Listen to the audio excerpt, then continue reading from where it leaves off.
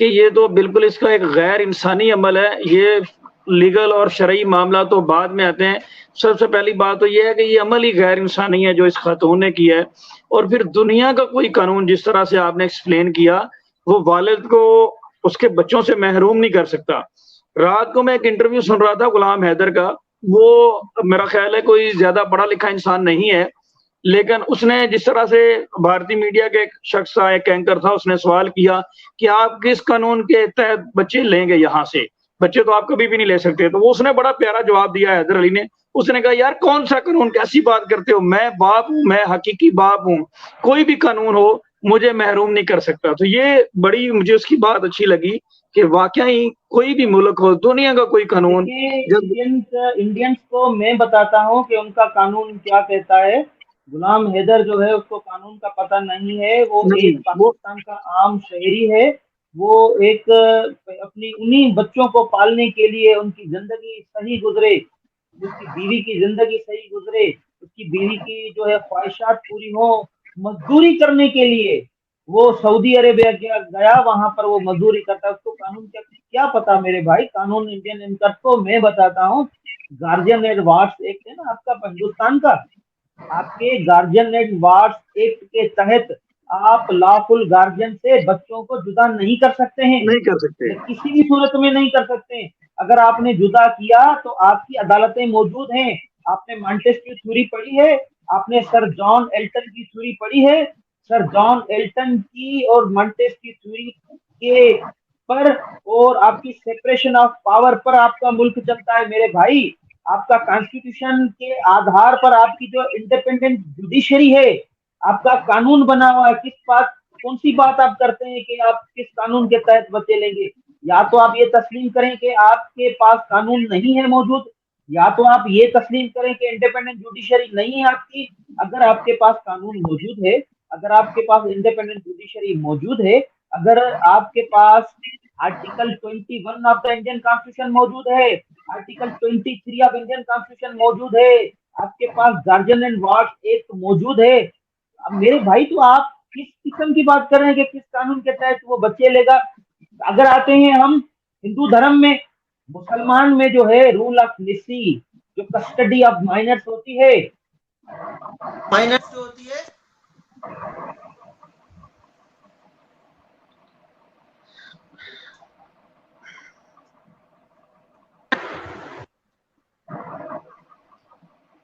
ये स्क्रीन की direction change होगी, कोई बात नहीं। मेरे साथ मौजूद हैं, कुछ टेक्निकली कोई बात नहीं, कोई बात माफ कीजिएगा, कुछ टेक्निकली मामला की वजह से मेरा ये थोड़ा डिस्टर्ब हुआ। देखिए, मैं फिर कंटिन्यू करूंगा कि ये तो रही कानूनी बात। इस कानून के मुताबिक वो बच्चों की कस्टडी लेगा। अब आते हैं हम आप जो रिलीजियस पॉइंट ऑफ व्यू से, जो इस्लामिक लॉ है, जो शरई लॉ है, उसके मुताबिक अर्ली एज में जो बच्चे होते हैं उनकी जो कस्टडी होती है वो माँ के पास होती है। अगर भाई मेरे सीमा हैदर मुसलमान होती तो कस्टडी जो है वो बच्चों की उसके माँ के पास ही होती। लेकिन ये सीमा हैदर ने तो अपना रिलीजन ही तब्दील कर दिया है, वो हिंदू बन गई है। मेरे भाई, हिंदू धर्म में आपके जो हिंदू रिलीजियस है, जो रिलीजन है, उसके मुताबिक अगर जो औरत है वो शादी कर लेती है तो बच्चों की जो कस्टडी है वो अल्टीमेटली फादर के पास जाएगी। ये तो चली आपका जाती हिंदू है। धर्म कहता है, सनातन धर्म कहता है। तो आप क्या बात कर रहे हैं कि गुलाम हैदर वो कैसे जो है कस्टडी ले सकता है? हम बताएंगे आपको कस्टडी कैसे लेता है, आपके कानून के मुताबिक बताएंगे। आपका जो कॉन्स्टिट्यूशन है जिसको आप संविधान कहते हैं, हम आपको बताएंगे आपके संविधान के थ्रू के वो कैसे बच्चे लेते हैं। ये क्या बात करते हैं, वो बिल्कुल सही बेचारा बात अनपढ़ है, है, कानून नहीं जानता है। बिल्कुल सही बात है। माशाल्लाह सर, आप पीएचडी भी हैं, पढ़ाते भी हैं कानून, डेफिनेटली आपने बड़े अच्छे तरीके से एक्सप्लेन किया। हम सिर्फ इनको ये नहीं बताएंगे कि बच्चे कैसे लेते हैं, बल्कि सचिन और सीमा के तो ऊपर क्रिमिनल चार्जेस भी लगेंगे, ये जो ह्यूमन ट्रैफिकिंग के और इन्होंने किया है, जिस तरह से आपने पहले एक्सप्लेन किया। जी, जी हाँ, और बिल्कुल। मेरे जी जी जी जी जी जी, बिल्कुल मेरे आपने साथ सही फरमाया। जी एक मिनट दीजिएगा, मेरे साथ अल्लाह टीवी मौजूद है, ये भी काफी मशहूर चैनल है, तकरीबन 52 मुल्कों में देखा जाता है। कैस अली मीर भाई मौजूद हैं। तो कैस भाई, आपका कोई सवाल हो तो आप प्लीज कर सके, नहीं तो फिर वो गुफ्तगू जारी रखें। रोशन अली अजीम साहब जी। जी जी, अस्सलाम वालेकुम। रोशन भाई, क्या हाल है आपके, कैसे हैं, ठीक हैं? वालेकुम सलाम। ऐसा ठीक है, मैं बिल्कुल ठीक हूँ, अल्हम्दुलिल्लाह, आपकी दुआ है। अच्छा, ये मैं बहुत शॉर्ट एक बात करूंगा, वो ये कि किसी भी केस की हिस्ट्री होती है, ठीक है। अब यहाँ पे सोचने की ये बात है कि सचिन ही क्यों, ठीक है, पूरे हिंदुस्तान में सचिन ही क्यों। देखें, जब आप सचिन के बैकग्राउंड देखेंगे ना, ये मुकम्मल इसको ट्रैप किया गया है, ठीक है, हनी ट्रैप जिसे कहते हैं। और वो गरीब लोग थे और उन्होंने पैसे की वजह से, जैसे अभी आपकी मैं गुफ्तगू सुन रहा था, माशाल्लाह बहुत अच्छा आपने बयान किया। ये वापस आई, इसने घर बेचा, बच्चे लिए, पैसे, जेवर, हर चीज उठा के यहाँ से चली गई है, ठीक है। और अगर आप मीना जो इनके जो कास्ट है ना, उसके बारे में अगर आप जानेंगे तो ये जो इंग्लैंड वाले ब्रिटिश राज में इन्होंने इनको क्रिमिनल जो है वो करार दिया था। ये इंडियन मेरे भाई बहुत अच्छी तरह जानते होंगे। और ये केस काफी अरसा चला था, फिर जाके ये एलिगेशन इन लोगों से उठा था कि मीना कास्ट जो है, मीना जात जो है, ये क्रिमिनल थे, ये कबायली लोग थे। जैसे हमारे यहाँ खाना बदोश नहीं होते हैं, झुग्गियों वाले हो गए हैं, आपने देखे होंगे, कराची में भी हैं, इस्लामाबाद में, हर जगह, लाहौर में झुग्गियों वाले, ये खाना बदोश हैं। अब बात वही है, उसने कहा भी 3 बच्चे भी सही है, कोई मसला नहीं है, पैसे तो आ रहे हैं ना। तो मैं ये समझता हूं कि सबसे ज्यादा जो काम इस वक्त करने की जरूरत है वो सचिन के ऊपर आप लगाएं कि उसने बकायदा तौर पे प्लानिंग के साथ जो है इसको अगवा किया और बच्चों को भी अगवा किया। जी, मैं आपकी बात से बिल्कुल जी सहमत हूँ। रोशन भाई। सचिन जो है वो इसके क्राइम से अलहदा नहीं है। जैसे फयाज साहब जानते हैं कि ये सचिन जो है जो सेक्शन 109 है पाकिस्तान पीनल कोड का, तो उसके ये जमरे में आता है, ये इस क्राइम से जुदा नहीं है, ये इस पर विकारियस लायबिलिटी है।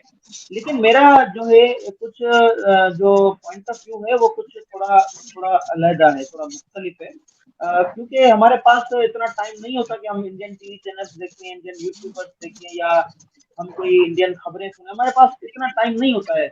और हम इतनी अहमियत भी नहीं देते हैं इंडिया को।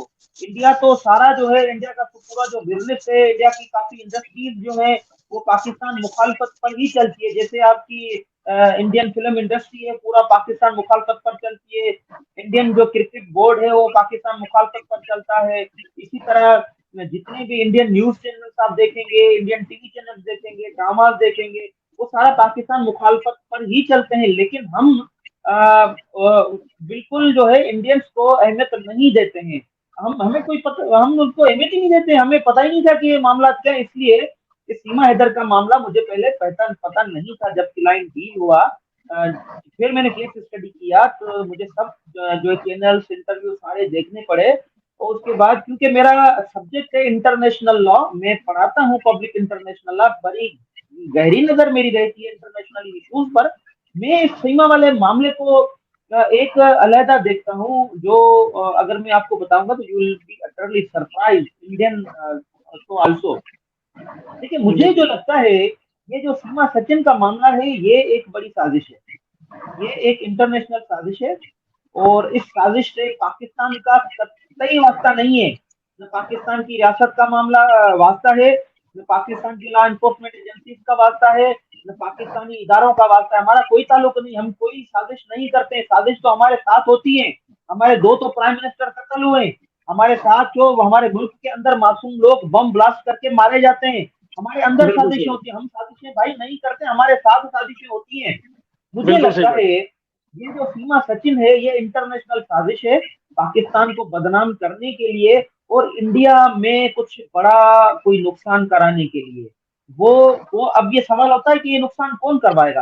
देखिए, ये वो करवाएंगे जो पाकिस्तान के भी दुश्मन है, जो हिंदुस्तान के भी दुश्मन है। अब दुश्मन ये है, मेरा बिल्कुल जो सही। ये जो पॉइंट है, ये इंडियन इन्फोर्समेंट एजेंसीज और इंडिया की सरकार, इंडिया की रियासत, खासकर उत्तर प्रदेश का जो सीएम है, जो योगी आदित्यनाथ, वो जरूर इसको सुने।